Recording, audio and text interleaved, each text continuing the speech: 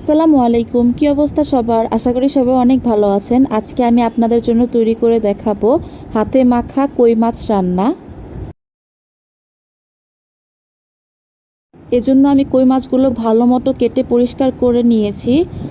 এরপর দিয়ে দিচ্ছি পেঁয়াজ বাটা, কুচি করে রাখা পেঁয়াজ।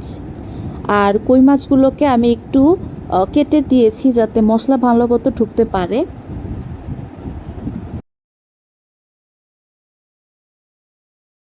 এখন আমি দিয়ে দিচ্ছি স্বাদ মতো লবণ, দিয়ে দিচ্ছি জিরা বাটা, কাঁচামরিচ আর শুকনো মরিচ বাটা দিয়ে দিচ্ছি। ঝালটা আপনারা যার যার স্বাদ অনুযায়ী দিয়ে নেবেন।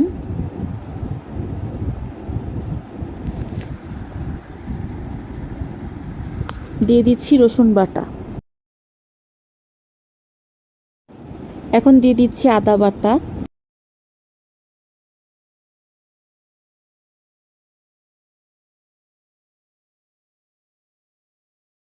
এখন দিয়ে দিচ্ছি হলুদ গুঁড়ো, ধনিয়া গুঁড়ো আর শুকনা মরিচ গুঁড়ো। আমরা ঝাল একটু বেশিই খাই, এই জন্য শুকনা মরিচ গুঁড়োও দিয়েছি আবার বাটাও দিয়েছি। আপনারা চাইলে দুটার মধ্যে যে কোনো একটা দিতে পারেন। আর ঝালটা আপনারা যার যার স্বাদ অনুযায়ী দিয়ে নেবেন।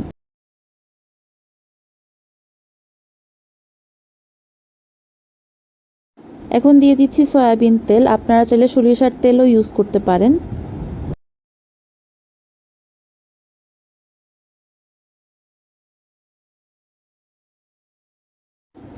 তেল দিয়ে ভালো মতো মাখিয়ে নিচ্ছি।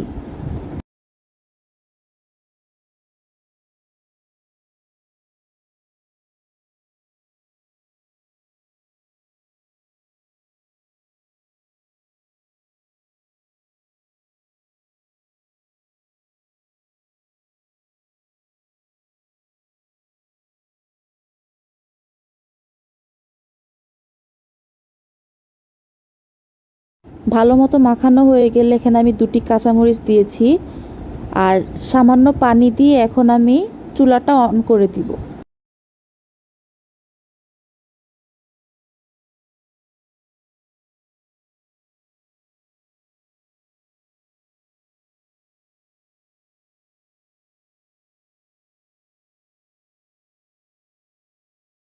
এখন ঢাকনা দিয়ে ঢেকে দিচ্ছি।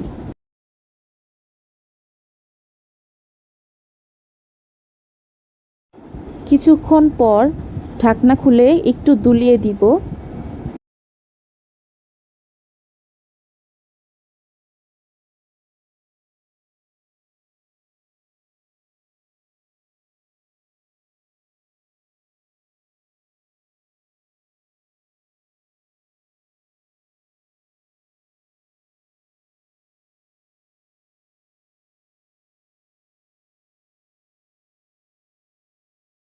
দুলিয়ে দেওয়া হয়ে গেলে এখন আবার ঢাকনা দিয়ে ঢেকে দিচ্ছি।